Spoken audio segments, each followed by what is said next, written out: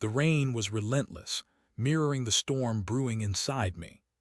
Alaric, a 44-year-old architect in Seattle, stared out the window of our modern, glass-walled house, a house I designed with so much love, a love that now felt like a cruel joke. My wife, Bronte, was a successful marketing executive, always impeccably dressed, always radiating an air of confidence that both attracted and intimidated me.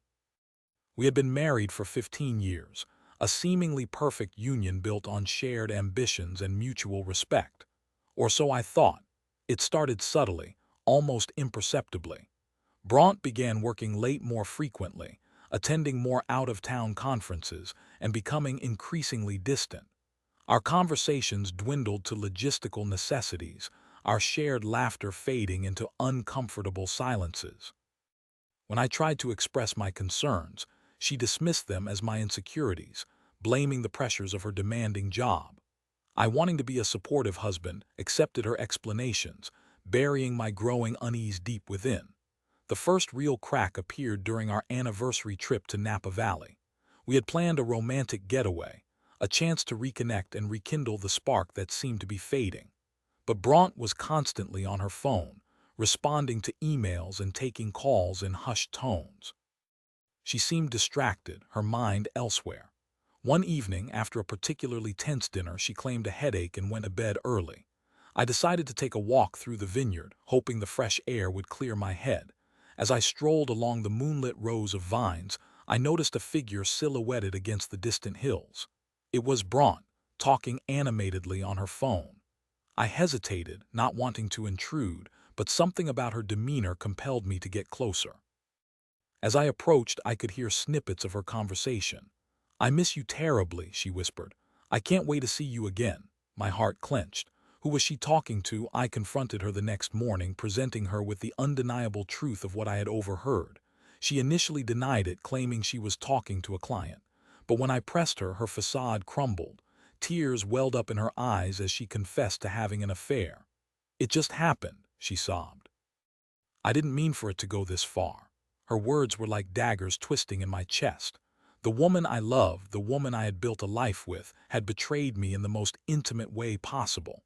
The pain was unbearable, a suffocating weight that threatened to crush me.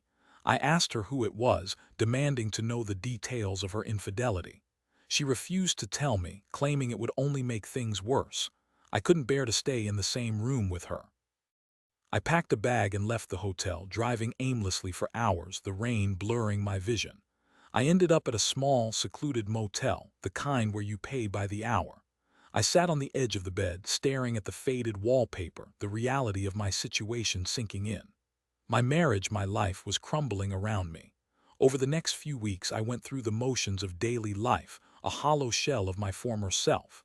I couldn't eat, I couldn't sleep, I couldn't focus on my work. The image of Bronte with another man haunted me, replaying in my mind like a broken record. I consulted a lawyer, initiating divorce proceedings.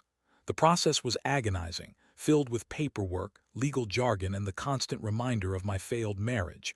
One afternoon, while sorting through Bronte's belongings, I stumbled upon a hidden box in the back of her closet. Curiosity piqued, I opened it. Inside, I found a collection of letters, photographs, and mementos. As I sifted through the contents, a name jumped out at me: Theron. It was the name of Bronte's business partner, a man I had always considered a friend.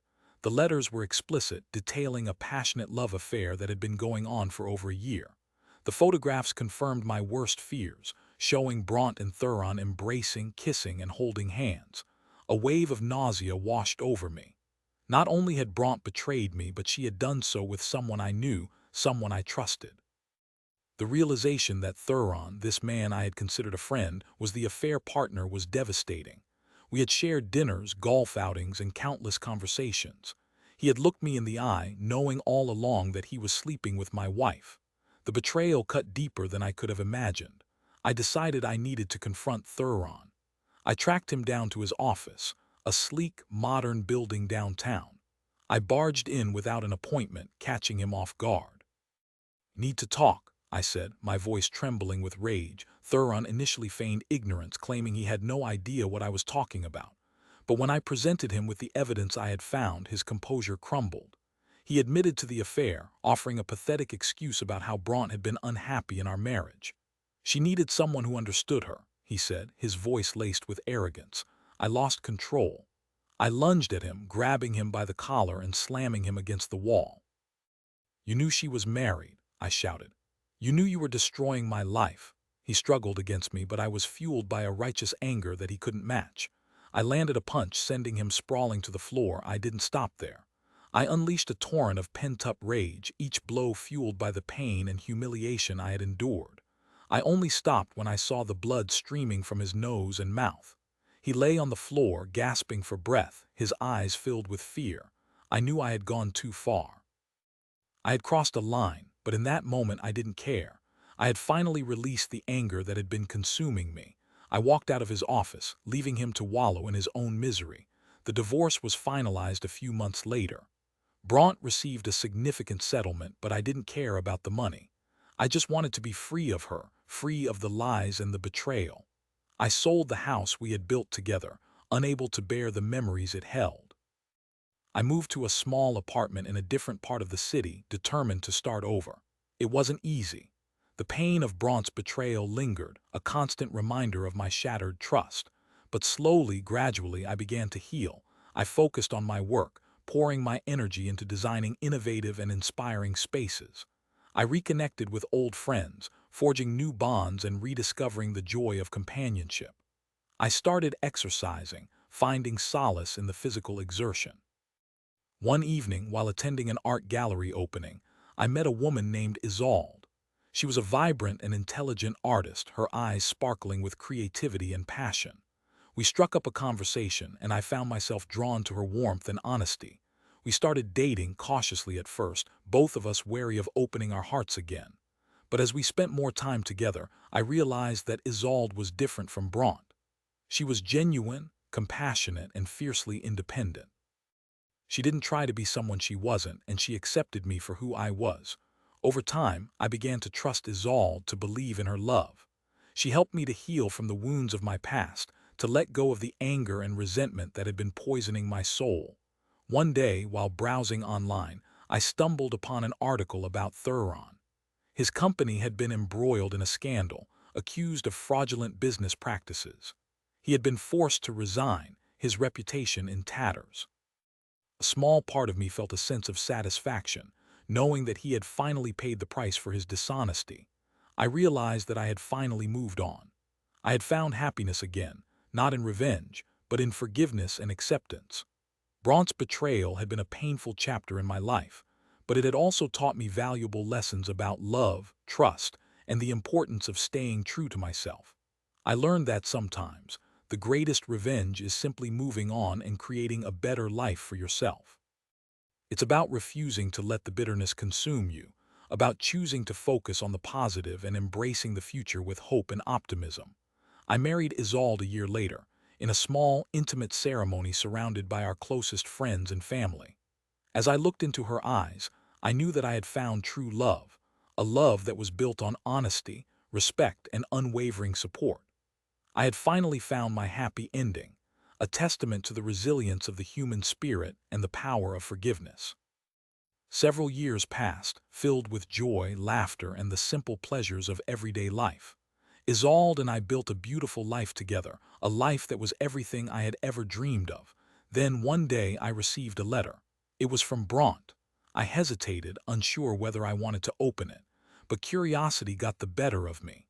I tore open the envelope and began to read. Bronte wrote about her life since the divorce. She had left Theron shortly after his scandal, realizing that their relationship had been built on lies and deceit. She had struggled to find work, her reputation tarnished by her association with him. She was now living a simple life, working as a waitress in a small town. She wrote about her regrets, acknowledging the pain she had caused me and expressing her remorse for her actions. She admitted that she had been selfish and immature, driven by a desire for excitement and validation. She understood that she had lost everything because of her choices. She ended the letter by asking for my forgiveness. She didn't expect me to forgive her, she wrote, but she needed to ask for her own peace of mind. I sat there, staring at the letter, my mind racing. I had spent years harboring anger and resentment towards Bronte, but now, as I read her words, I felt a sense of compassion. I realized that she had suffered the consequences of her actions, that she had learned her lesson. I decided to write back. I didn't offer her forgiveness, not yet, but I acknowledged her pain and her remorse. I told her that I had moved on, that I had found happiness again. I wished her well, hoping that she could find peace and contentment in her own life. As I sealed the letter, I felt a weight lift from my shoulders. I had finally let go of the past, releasing the last vestiges of anger and resentment. I had forgiven Bronte, not for her sake, but for my own. I realized that forgiveness is not about condoning the actions of others, but about freeing yourself from the burden of bitterness.